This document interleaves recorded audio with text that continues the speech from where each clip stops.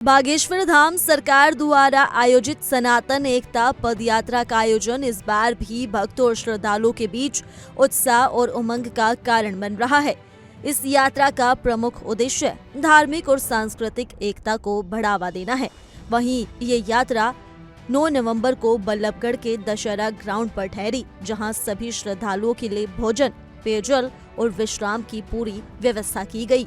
यात्रा का मार्ग फरीदाबाद होते हुए सीकरी से पलवल की ओर आगे बढ़ा और इस दौरान हजारों श्रद्धालु भी शामिल हुए।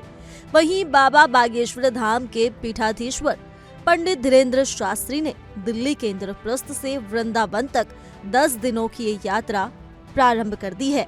ये यात्रा 7 नवंबर से 16 नवंबर तक चलेगी और इस दौरान दिल्ली, हरियाणा और उत्तर प्रदेश के 422 से ज्यादा इलाकों से गुजरते हुए हजारों लोगों को जोड़ने का काम करेगी। पंडित धीरेन्द्र शास्त्री का दावा है कि ये यात्रा पूरे 10 दिनों में लगभग 5 करोड़ लोगों तक पहुंचेगी और इस दौरान करीब 2 लाख श्रद्धालु शामिल होंगे।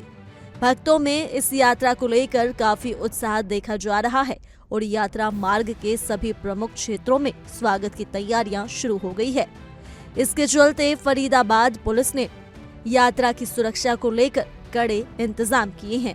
करीब 2000 पुलिसकर्मियों को तैनात किया गया है, जो यात्रा के दौरान विभिन्न महत्वपूर्ण स्थानों पर निगरानी करेंगे और किसी भी अप्रिय घटना को रोकने के लिए सतर्क रहेंगे।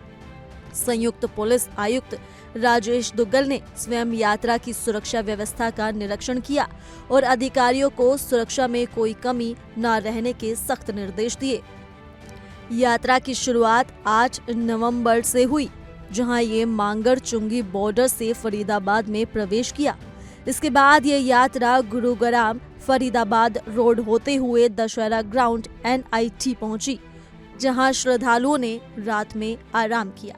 वहीं अगले ही दिन यानी 9 नवंबर को, यानी कि आज ही के दिन, ये यात्रा बल्लभगढ़ की ओर आगे बढ़ी और इस दौरान फरीदाबाद गुरुग्राम रोड 8 नवंबर से सुबह 8 बजे से यात्रा समाप्त होने तक बंद रहा।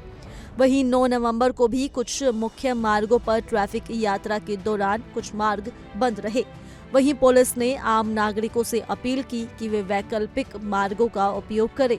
पुलिस ने आखिर गोल चक्कर से सूरजकुंड, गोल चक्कर, शूटिंग रेंज और मेहरौली रोड को वैकल्पिक मार्ग के रूप में सुझाया और इन मार्गों पर भी अतिरिक्त पुलिस बल तैनात किया गया ताकि यातायात प्रभावित न हो। वहीं फरीदाबाद पुलिस ने नागरिकों से विशेष आग्रह किया कि यात्रा के दौरान वे पुलिस का सहयोग करें और किसी भी अफवाह पर ध्यान न दें। उन्होंने कहा कि यात्रा के कारण यातायात प्रभावित हो सकता है, इसलिए लोग वैकल्पिक मार्ग अपनाएं और शांति बनाए रखें। कुल मिलाकर ये पदयात्रा न केवल धार्मिक और आध्यात्मिक दृष्टि से महत्वपूर्ण है, बल्कि ये समुदाय और समाज में एकता और मेलजोल का प्रतीक भी बनकर उभरी है। इस यात्रा के माध्यम से न केवल श्रद्धालु धार्मिक अनुभव प्राप्त कर रहे हैं, बल्कि सामाजिक और सांस्कृतिक दृष्टि से भी ये एक बड़ा आयोजन साबित हो रही है। इसी के साथ आपको बताते चले कि बागेश्वर धाम के प्रमुख पंडित बाबा धीरेन्द्र कृष्ण शास्त्री की सनातन हिंदू एकता पदयात्रा शनिवार को फरीदाबाद पहुंची। ये पदयात्रा दिल्ली से शुरू हुई थी और हरियाणा के रास्ते होते हुए धीरे धीरे वृंदावन की ओर बढ़ रही है। इस यात्रा का उद्देश्य हिंदू एकता को बढ़ावा देना और लोगों में आध्यात्मिक चेतना जगाना है। इस मौके पर केंद्रीय मंत्री और हरियाणा के पूर्व मुख्यमंत्री मनोहर लाल खट्टर भी उपस्थित हुए। उन्होंने स्वामी धीरेन्द्र कृष्ण शास्त्री और अन्य संतों के साथ बातचीत की और यात्रा के महत्व को भी समझा। वहीं सिर्फ आम लोग ही नहीं, बल्कि कई प्रसिद्ध हस्तियां भी इस पदयात्रा में शामिल हुई, जिनमें क्रिकेटर शिखर धवन और उमेश यादव, रेसलर खली सहित अन्य जाने माने व्यक्तित्व शामिल थे। पूरे मार्ग में संतों ने भजन कीर्तन का आयोजन किया, जिससे राहगीरों और लोगों में आध्यात्मिक ऊर्जा और उत्साह भी देखने को मिला। संतों ने सादगी से भोजन भी किया और जनता के बीच रहकर एकता का संदेश दिया। इस दौरान बाबा धीरेन्द्र कृष्ण शास्त्री अन्य संतों और आम लोगों को भी भोजन परोसते हुए दिखाई दिए। पदयात्रा में भगवा ध्वज लहराते, भजन कीर्तन और साधु संगत के माध्यम से हिंदू एकता का संदेश बड़े उत्साह के साथ लोगों तक पहुंचाया गया।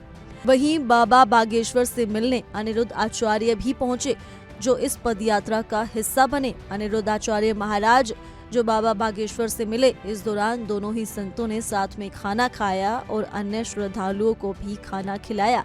जहां जहां से बाबा बागेश्वर की ये पदयात्रा गुजर रही है, वहां लोगों में एक अलग ही उत्साह देखने को मिल रहा है। हालांकि उनकी इस पदयात्रा को लेकर विवाद भी सामने आ रही हैं, जहां कुछ लोग इस पदयात्रा के खिलाफ भी हैं, जहां कई लोगों को ये भी लग रहा है कि ये भारत को दो हिस्सों में बांटने की कोशिश है, क्योंकि बाबा बागेश्वर हिंदुओं को सपोर्ट कर रही हैं और मुस्लिमों से कटाक्ष। लेकिन ऐसे में बाबा बागेश्वर इस बात पर भी बयान दे चुके हैं कि उन्हें मुस्लिमों से नफरत नहीं है, बल्कि वो हिंदुओं में एकता लाना चाहते हैं। इन्हीं सब विवादों के चलते, इन्हीं सुर्खियों के चलते बाबा बागेश्वर यानी पंडित कृष्ण धीरेन्द्र शास्त्री ने अपनी इस पदयात्रा को शुरू कर दिया है, जो अब धीरे धीरे आगे बढ़ रही है और उनके साथ साथ लोग भी उनके साथ आगे बढ़ रहे हैं और साथ ही लोगों में इस भक्ति को लेकर, इस आस्था को लेकर एक अलग ही उत्साह देखने को मिल रहा है। पंडित धीरेन्द्र कृष्ण शास्त्री की इस पद यात्रा को लेकर आप क्या कहना चाहेंगे? आप हमें कमेंट कर जरूर बताएं और इसी के साथ उनकी इस यात्रा से जुड़ी तमाम बड़ी अपडेट्स के लिए सब्सक्राइब करें इंडिया डेली का डिजिटल प्लेटफॉर्म और जुड़े रहिए हमारे चैनल के साथ।